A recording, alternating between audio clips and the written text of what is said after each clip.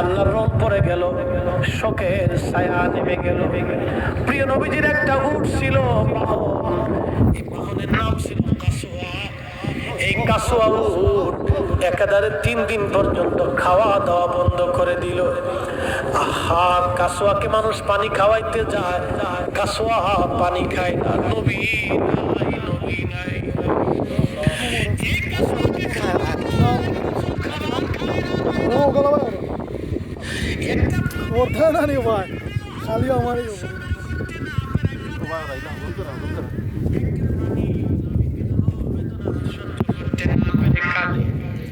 কাসওয়া কাঁদে, কাসওয়া কাঁদে, নবী নাই, নবী নাই, নবী নাই। একাধারে 3 দিন পর্যন্ত খাওয়া দাওয়া বন্ধ হয়ে গেল কাসওয়ার। শেষ পর্যন্ত একটা নবীর বিরহ বেদনা সহ্য করতে না পেরে ছাপিয়ে পড়ে আত্মহত্যা দিয়েছিল।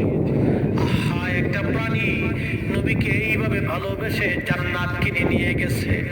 এই জন্য প্রিয় নবী বলতেন, উম্মত শোনো, আমি মেহশরে যেদিন জান্নাতে যাব, আমি আমার কাসওয়াকে নিয়ে জান্নাতে যাব। একবার জোরে বলা করে সুবহানাল্লাহ।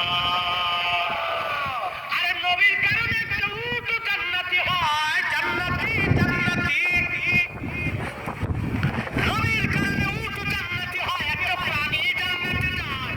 আর সেই নবীর কবর রওজা হয় না। বড় আফসোস, বড় পরিতাপের বিষয়। হতভাগা উম্মতের জন্য সামনে দুর্ভিক্ষ তো আসবেই। আল্লাহর গজব তো আসবেই, উম্মতের জন্য তো আসারই কথা। যেই নবীর কারণে একটা উট জান্নাতে চলে যায়, যে নবীর কারণে একটা উস্তুনে হান্নার কাঠ জান্নাতে চলে যায়।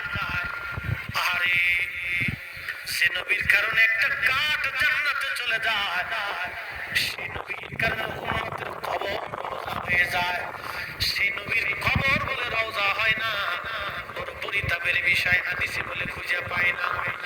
ও বাজানো, খুব মনোযোগ দেন। আল্লাহ এদের ভয়াবহ ফেতনা থেকে আমাদেরকে বাঁচায় দিক। আওয়াজ তুলে জোরে বলেন আমিন। বাজান খুব মনোযোগ দিন। সারা ভাইয়া ইয়ে করা হতো না।